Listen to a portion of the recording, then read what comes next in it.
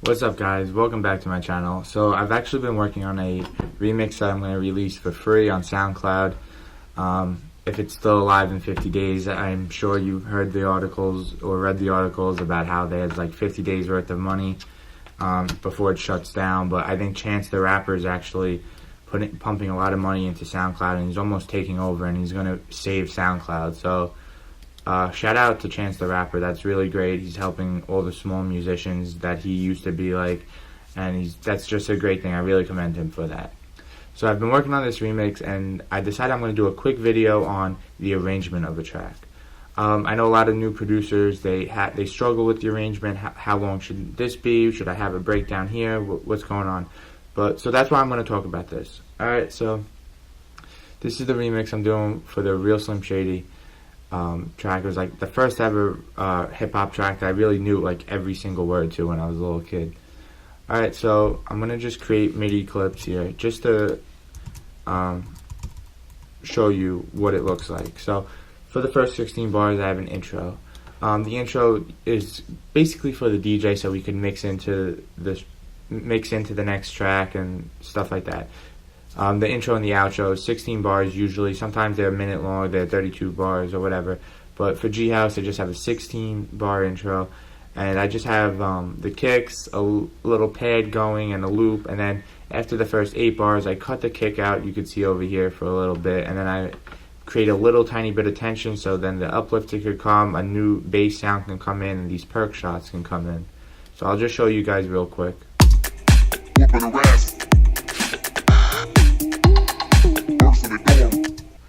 Alright, so really not much tension. I mean, in most of my other tracks, I do have like a full bar cut out with a crash or reverse crash, and then another different crash to make it smooth, flow smoothly. Alright, so towards the end of the intro, you're going to have a build, sometimes a snare build, a effects build, an uplifter, something like that, to let you know that the breakdown is coming.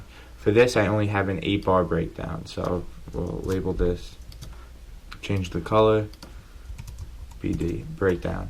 Alright, so in the beginning of the breakdown, 95%, 99% of the time, you're going to want to start it with an impact. Alright, so I came in real quick with the melody. I didn't really filter it in. I just wanted to get right into it. I have the vocals pitched down from the intro of the track in the breakdown. And it's only 8 bars. So it's a short breakdown. I want to get right into it. It's going to be a fun remix. So now we have the build. The build could be as long as you want it to be. This is actually only a 7 bar build. I cut out the last bar for the break. Change the color. Build 1. Build 1. Alright, so I have 2 uplifters, I have 2 snare rolls, I have 1 snare roll that starts from the beginning and then another snare roll that comes towards the end of it. I have more impacts to let you know that it's starting.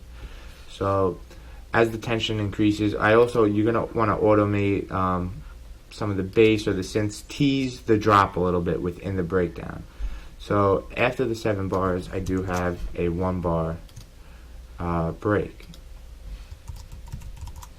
So this is where I'm going to have a crash and a reverse crash and a little fill and maybe a vocal sample right before the drop. So this is my break.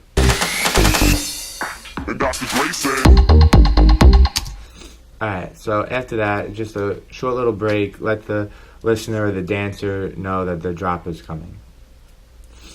Alright, so now we have the drop.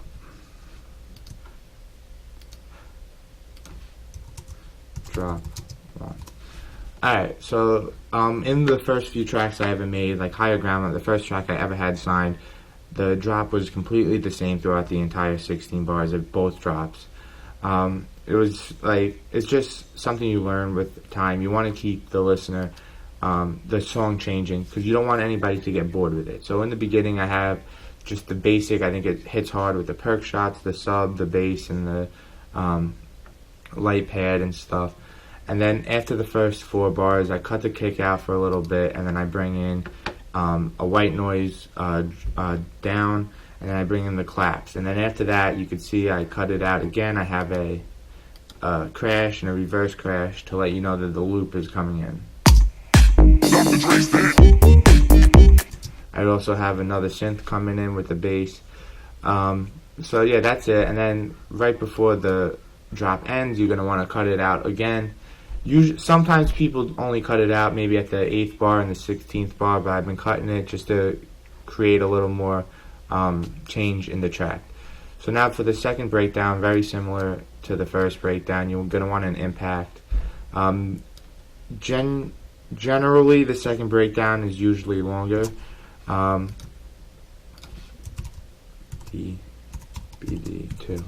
Alright, so I really don't know where I'm going yet with this. You can see I have a few things in here, but this is not finished at all. I just know how long I want it to be. I know the elements that I want in there, but I'm going to obviously make some more changes. I'm not going to show you that right now. So now the second build, it's pretty much the exact same as the first build. Sometimes you can add more effects or another snare roll, or maybe take away, because sometimes less is more. So, but for this, I have pretty much the same exact build as the first build, and then the breakdown is going to be pretty much the same too. I think I have a different vocal sample. Do I? No, I have the same vocal sample. I am going to change that. I'm going to have more vocal samples throughout the second drop, but the second drop, I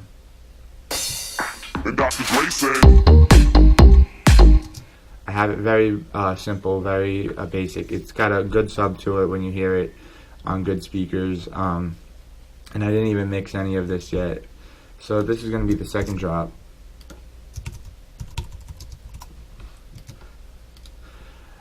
Alright, and the same thing as the first drop. You want to keep a little bit of variation going. See, after the first 4 bars, I have the synth coming in and stuff like that. Just small little variations. Let the listener not get bored. Alright, so now the last 16 bars is going to be the outro. This is what the DJ is going to use to mix in with his next track. Outro.